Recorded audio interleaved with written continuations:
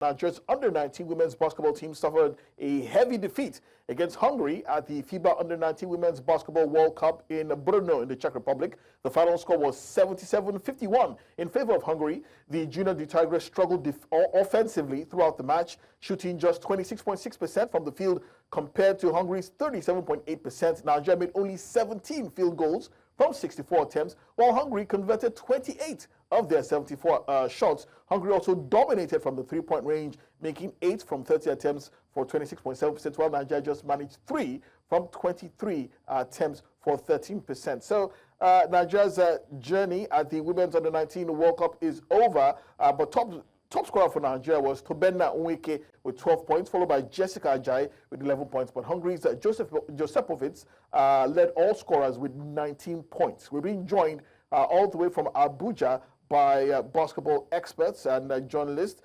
Emmanuel Chibuzo, thank you so much for coming through tonight on Game On. Good to see you. And you did call this one. You did say you were not going to, stick your neck out, that this team would do well. It was just a matter of time until they were found out, won their first game, and lost 3 consecutive games. So it's pretty much what you predicted, Emmanuel. Yeah, good evening, guys. Great to be on the show this evening. With so much pain, this is the first time they're taking part in this tournament. It's just that on their part, due diligence was not done on the part of the Federation and the Sport Ministry to prepare them very well for this tournament. I wasn't surprised. They attempted so many shots in all the games they played, but their problem was the field goals made. Like you mentioned, like you read out, tonight they attempted about 64 attempted shots, and they made just 17 of them. Yesterday against Portugal, they attempted about how many of them? Close to the same number, and they made just 18 of those shots. And the rate of their turnovers were astronomical. Tonight they made 14 turnovers. Yesterday against Portugal, they made 20 turnovers. In the loss against Canada, they made 24 turnovers. And you get punished when you give the balls away easily for turnovers like that. And they were attempting too many three-pointers, which they were not converting. Tonight, they attempted the three-pointers, and they made only 3 of those. So they struggled on all parts. The game against Portugal yesterday, Izuma Gobegi, who was one of their best players, had just 2 points in the game today. So I think overall, they attempted too many shots and were not converting them. They were jittery, making some, and they were always out-rebounded. That was not the problem. Defensively and offensively, they were out-rebounded.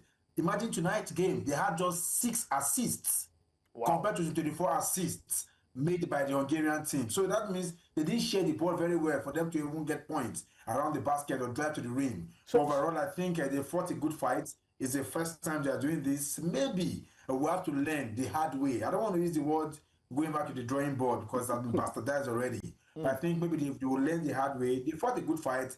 They will still play some games. They will play another game tomorrow.